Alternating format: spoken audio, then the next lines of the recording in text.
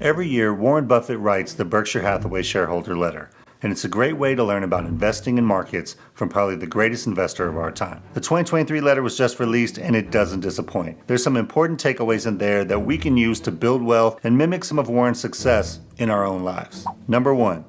Investing in good businesses is good business. Over the past 58 years, Berkshire Hathaway has returned an astonishing 19.8% compounded annual return, which is double that of the S&P 500 with dividends included over that same time frame. And when you see what that does to the total return over time, even though the S&P has a very good 24,708% total return over 58 years, Berkshire returned 3.7 million % over that same time frame. And what that means in basic math is that if you invested $1 in the S&P 500 in 1964, it'd be worth about $248 today, which is pretty darn good. But had you invested that dollar in Berkshire Hathaway, it'd be worth $37,000. Just amazing growth that shows the unbelievable track record of Buffett and the power of compounding. So how does Berkshire Hathaway generate these returns? So Buffett talks about the basic strategy of Berkshire Hathaway and that they invest primarily in two things. First, they invest in businesses that they control. So these are businesses where they have a sole or primary ownership stake, where they have heavy influence on how the business is run.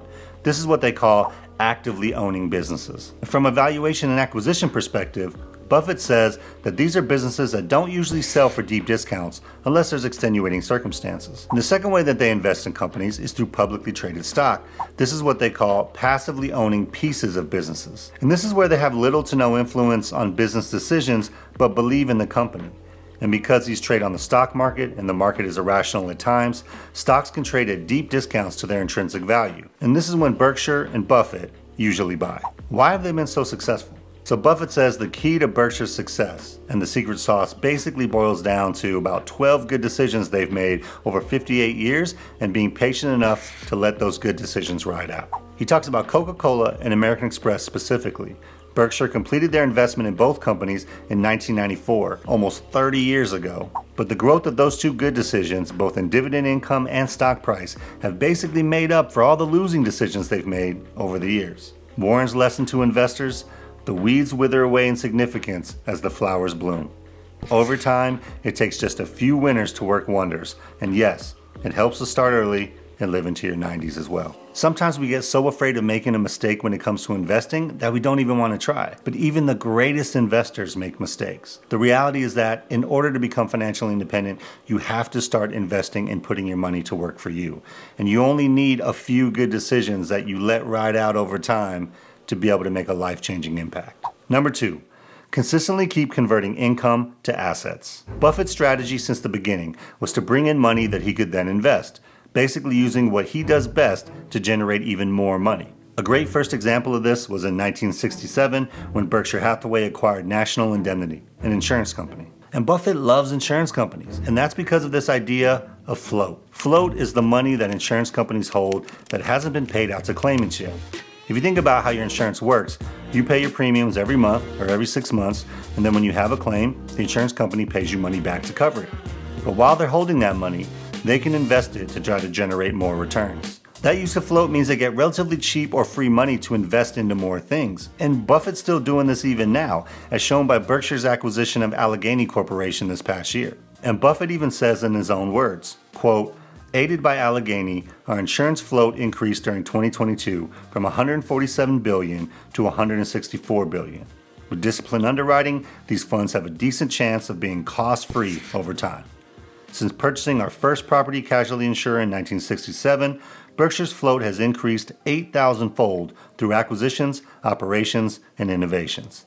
Though not recognized in our financial statements, this float has been an extraordinary asset for Berkshire. And while we may not be able to buy an insurance company for ourselves, we can take this concept in our own personal lives. The more money that we generate through income, the better we manage our expenses, the more money we have available to invest. And those investments can generate even more income in the form of dividends or maybe cash flow if you invest in things like real estate. But as your income continues to grow, continuing to invest more and more compounds your wealth faster. So take your income, invest it into assets that pay you even more income, and then invest that income too. Rinse, repeat, financial freedom.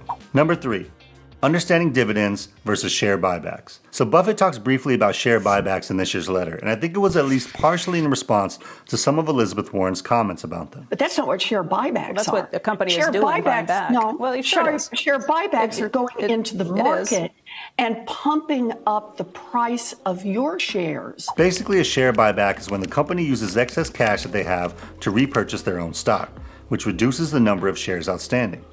That gives each remaining shareholder a larger percent of the business. If a business has a certain value and there are less shares available, the stock price goes up. And Buffett goes on to say, if repurchases are made at value accretive prices, shareholders win.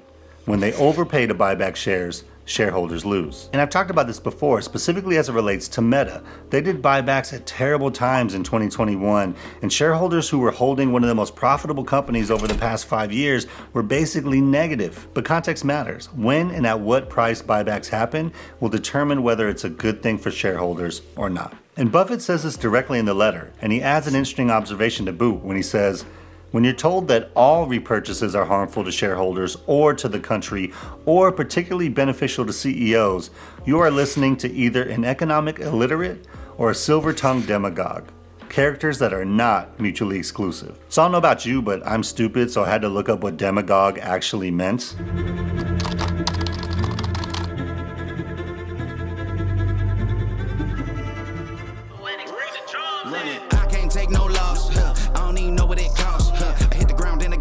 But hold up, what about the people who say, wait, if Warren Buffett loves dividend companies so much, why doesn't Berkshire Hathaway actually pay a dividend? The answer to this question is the same reason why Warren loves insurance companies. It's all about who's making the decisions with the money. Berkshire doesn't give a dividend so that they can decide the best use of the money each quarter. Maybe it's an acquisition of a new business, maybe it's a purchase of an undervalued public stock, or maybe it's neither, and they decide to give you a larger percentage of their business through a stock buyback. But Warren is betting on his ability to make the right choices instead of giving the cash directly back to the shareholders. And based on his previous track record, that's probably a good decision. In terms of how this affects us, in a nutshell, it's a decision between if you want to invest like Warren Buffett, then find good dividend companies that'll pay you consistent income and then reinvest that income in the way that you think is best. But if you want people like Warren Buffett to invest for you, then you find companies like Berkshire Hathaway where they make the decisions every quarter about the best place to use the cash. And it's not that one is better than the other, it all depends on who you want to be able to make the investment decisions, either yourself or someone else. Number 4, still believing in America.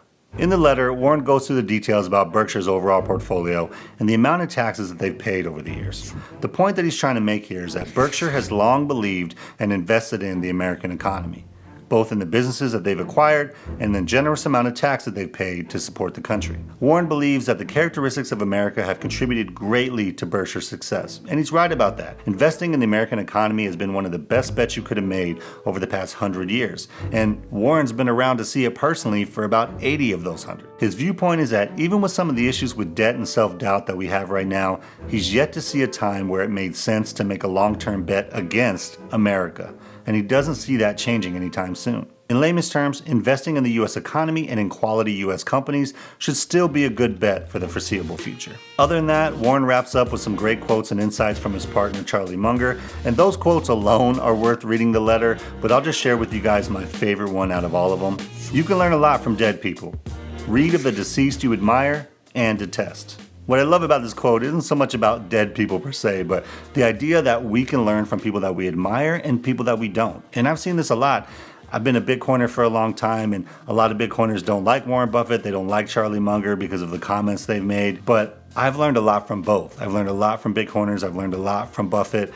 And we shouldn't limit ourselves as to who we can learn from based on who we think we like. I think at the end of the day, you can learn from anyone, and keeping that open mind helps you in investing and in just about anything else you do. So I love that. The Berkshire annual meeting is coming up in May, and I actually bought shares in Berkshire Hathaway last year specifically so I could go to the shareholder meeting this year. I'm really excited. I've never been, and I just kind of look at it as a once-in-a-lifetime opportunity of, I don't know how many more of these they're going to have, with Warren and Charlie both getting up there in years, and I would love to be able to just say that I went at least once to go hear the man speak in person. So I'm excited about that. I'm going to try to capture as much of the experience as I can, and I'll be sharing it with you guys. Overall, like every year, letter, Buffett's annual letter, was great, and I highly recommend anybody who's never actually read one before to go to the website and check it out. They're extremely easy to read, and I'll leave a link down in the description. If you guys are looking to build up your own dividend portfolio, click on this video right here where I talk about my 5 buy and hold forever dividend stocks. Hope you guys have a great day out there. Remember, life is too short to not have the means to enjoy it, so keep stacking those wins. I'll see you guys in the next one. Peace.